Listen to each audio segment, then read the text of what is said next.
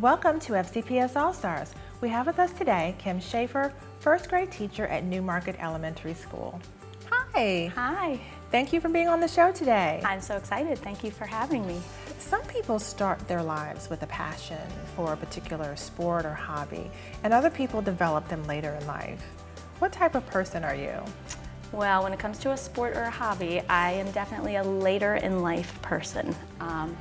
I came to discover that I really enjoyed running much later in life, probably when I was about 30, right after my first daughter was born. Oh wow, okay.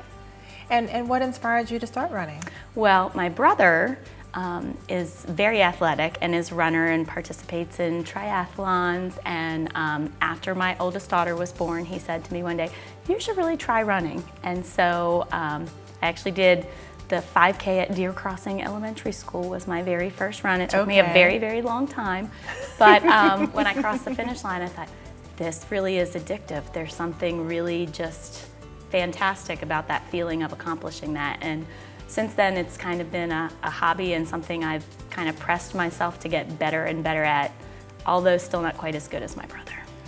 Okay, well, you'll keep working on that. I'll keep working on it, yes. I understand that your husband is also a PE teacher.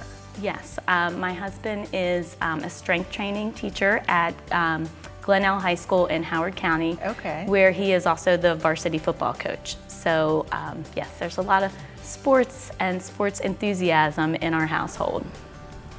When did the two of you start dating? We met when I was student teaching. I went to Towson University and I did my student teaching in Carroll County. I had wanted to come to Frederick, but at the time that was very far west. So the furthest west they wanted me to come was Carroll County, and we met at Carrolltown Elementary, where he was teaching adapted PE, and we just kind of went to some social gatherings with a lot of the teachers, and several times we would go, and in the end it would kind of just be us and maybe one or two other people, and I realized that we had a lot of similar interests, and we just kind of hit it off. Was he the type of person that you just kind of knew right away he was the one, or did you have to date and date and date? I think probably like the second or third time we were out, I came home and said to my dad, I think this is the one, and I just kind of knew, yeah. Okay, so he was the one. He was the one, yes. And you mentioned that you have children. Yes, I have a daughter, Aubrey, who is in 6th grade at Newmarket Middle School, and then my daughter, JC, is in 2nd grade at Newmarket Elementary, where I teach, so it's very convenient because they can kind of come with me in the morning and leave with me in the afternoon. Okay. Are they more like you with regard to finding their hobbies or passion, or are they more like your husband? They are definitely more like my husband. They are both very athletic. Both girls run cross country. Really? Yes, and JC plays soccer in addition to that, and then this spring Aubrey started track for the first time. So we spend a lot of time at cross-country meets, track meets, and soccer tournaments. Okay, that is a lot of sport activities. It is a lot of sport activity. Are there any professional sporting teams that you all are interested in as well? Well, growing up, definitely a baseball fan. My dad was a diehard Orioles fan, so we were always going to Baltimore. My birthday is April 1st, so a lot of opening days at Camden Yards kind of coincided with my birthday. And we are also, the girls and I are Ravens fans. Now, I'm not sure why, but my husband is Miami Dolphins fan, so we look forward to that matchup every fall, and generally speaking, the Ravens usually win. I can see that, and I guess your husband's probably used to being outnumbered in the household anyway, so. Yes, as a matter of fact, even our chocolate lab is female, so he always says that he is very outnumbered in our house, yes. Kim, tell me something about you that might surprise someone who has never met you before. Someone who's never met me before would probably be surprised to know that I cannot cook at all, anything. Not even a little bit? Not even a little bit, no. So if your husband was working late, the weather was bad outside, you and the girls are home, what would you do? We're probably going to be having cereal for dinner. Or if we really were in a bind, I could put together some spaghetti. I have done that successfully. Spaghetti is something. Yes. Spaghetti is good, so you can cook something. Yes, just I have to be very careful when I'm making spaghetti. Okay. Has something traumatic happened to you to make you not like to cook, or? Many people like to have ground beef in their spaghetti, Yeah. and I attempted to do that, and I did actually set the stove top What? on fire. Yes. Yes. You set the stove top on fire. Just trying to add some ground beef to the spaghetti. Yes, I did. And what happened? Well, fortunately, my daughter was taking life skills at the middle school, and so she kind of knew that she should grab something and smother the flames. So she grabbed the lid to the pan and put the flames out, and the kitchen remained safe. But I took a little heckling from my husband and from the girls and neighbors, who later found out that I almost burnt our kitchen down. I can imagine that. Okay, so tell me about this.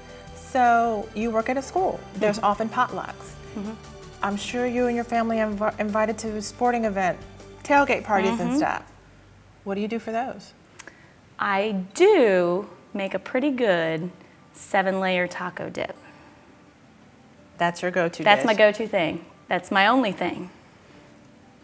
I am really amazed that you cannot cook. And I'm not saying that because you're a woman, but I'm just saying I guess I just kind of thought that everybody knew how to cook something, even just to survive. Yeah, luckily for my girls, they have my husband so that they get some meals, yes. You know what? I bet there are other people who are just like you in the world. And it might be kind of cool if you had your own show, your own non-cooking show for people who can't cook.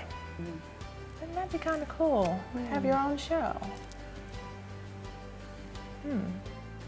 Hi, Tiana, welcome to my cooking show. Oh, We're going to make a 7-layer dip today, just in time for summer. that's pretty cool. I've got my fire extinguisher. Well, it's okay, it's a no-cook dish. I know, Okay. but I remember your ground beef story. Your reputation precedes you. Oh, okay, all right. That's probably a good idea. Yeah. Shall we start by sanitizing our hands? We should. Okay. You know, everybody should have a fire extinguisher near the kitchen. Okay. What's the first step? Are you ready for our first layer? I am. Our first layer is refried beans with the taco seasoning. Okay. Okay, so we're gonna scoop this in here and just kind of flatten it out. And as your personal shopper, I actually bought the refried beans that are no fat, with no lard, so they're actually healthy. That will make it even better. All right, we're almost ready for our next layer. Let me just smooth this out. Okay. Now, I'm gonna put that right there. Okay. Okay, so this next layer is some sour cream and some cream cheese mixed together. Okay. All right, so same thing. We're just gonna add this and layer it right on top of those refried beans and that taco seasoning. And to make that healthy, I actually used Neufchâtel cheese, which is a third less fat than regular cream cheese, and I used light sour cream. Oh my goodness, you were thinking very much about being healthy. That'll be great for summertime and bathing suit season. Oh yeah. Okay, This is and next? then our next layer is going to be some salsa. Okay. So we'll just pour that in You just there. dump it right on in there, Just huh? dump it right, it's so simple, so simple. I don't need my fire extinguisher Not yet, you don't need the fire extinguisher yet. Okay. So, let me just smooth that out a little bit. Okay. Okay, Starting to look good. it is starting to look good. Smells yummy, I'm hungry. Okay, all right, and then our next layer, we're gonna sprinkle some cheese on top of there. So it's a good thing we cleaned our hands and they're nice and sanitized. And you know that's low-fat cheese, right? No, I'm just kidding. You can't buy low-fat Mexican cheese. Regular, that's okay. Everything else is so healthy. This will be just great. Okay, all right. And now I think we're ready for our last layer, which is just to put some lettuce on top of that. Okay, Ooh, doesn't that look pretty? it does. Let me get that back in there. All right, so far everybody's safe. Everybody's safe? Everybody's safe. No fire marshal bill? Not yet. All right. Okay, all right. And then, voila, it's finished. Yay! Do the honors taste? Okay, all right. That was good. That was good. No, it's okay. You can try it. It's really good. It's all right, I promise. You can't cook. But it's okay. This is okay. This I can do. All right.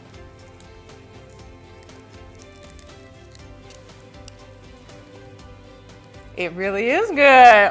This is the thing I know how to make. All right. Well, thank you so much for joining me on how not to boil water. and thank you for joining us for FCPS All-Stars. We can't wait to see you next week. And don't forget, shine on.